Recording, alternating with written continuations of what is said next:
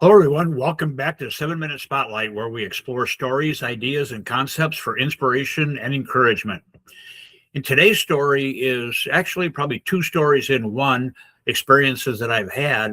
We're going to go back about 20 years ago. I was in a leadership development class at a church, and one of the persons that was leading it, the lady that was in charge of leadership development, shared a story where she had been talking to somebody that had been attending the church for a while. She didn't specifically say how long, but in her communication with that individual, he would comment about the church saying, well, you do this and you do that. And I've noticed that you this and you that.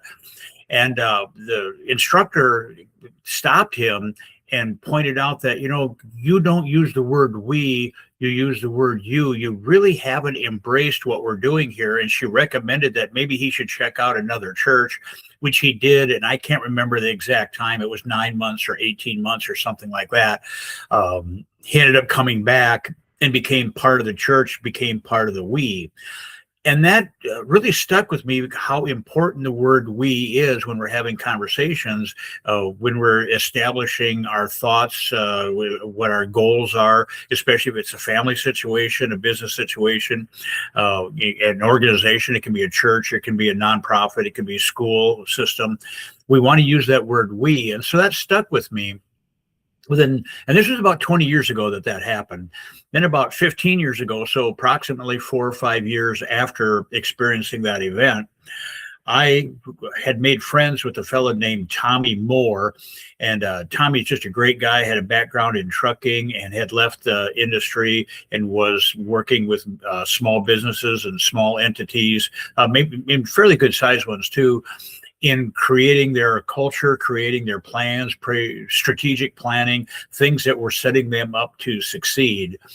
And at the time that I was working with him, he was also in charge of a nonprofit organization. He was chief operating officer and had left that organization and was working as a consultant for another group that was starting prison ministries, and it's a group called Jumpstart. It's at jumpstart.org. We've got their website information up on the screen for you today. And Tommy was working with them as a consultant to help them launch their prison ministry program. As time went on and the launch preparations were made and it was ready for them to do something, he had an offer from the fellow that was the founder to join the team and be the leader, be probably either chief executive officer, chief operating officer, something like that, of this new ministry. And Tommy was undecided, and he and I had scheduled calls, whether we talked weekly or monthly or whatever it was at that time. And he was sharing that story with me, and we were getting about the end of the conversation, and he shared that he had to get going, but he did tell me that he had this offer and he wasn't sure what to do about it, but he was telling me more about what Jumpstart was doing. And he was saying, well, we're doing this and we're doing that, and we're going to start this and we're going to start that, and we have this and we have that. He was using the word we and not even really realizing it. And so we got to the end of the conversation, we paused, and I'm like, Tommy, wait a minute before you go. They already have you. You've been talking we. You're part of the team. You just haven't signed up officially. Well, Tommy thanked me for that. He did join them, and it's just wildly successful on what this ministry is doing. He has since retired, and it turned it over to the next generation that's coming in, is doing a magnificent job. Some of the best, not just prison ministry, but when the people that they work with, when they get out, they stay out, they find jobs, they have opportunities to reestablish themselves in the community, in the church, maybe with their families, getting a job, getting training so that they have skills for a decent job. And it's the things that you want to see happen. And Tommy was instrumental in making that happen. And yeah, it's great that he did what he did. And I love Tommy, and I'm glad that he did all the things that he was able to do, that he was blessed to be able to do it. But I'm glad that he recognized that the word we, he realized that, hey, yes, I am part of this, and he went forward with it. What does that mean for us today? Well, are you working at a job where you just say, well, they this and they that, or you this and you that?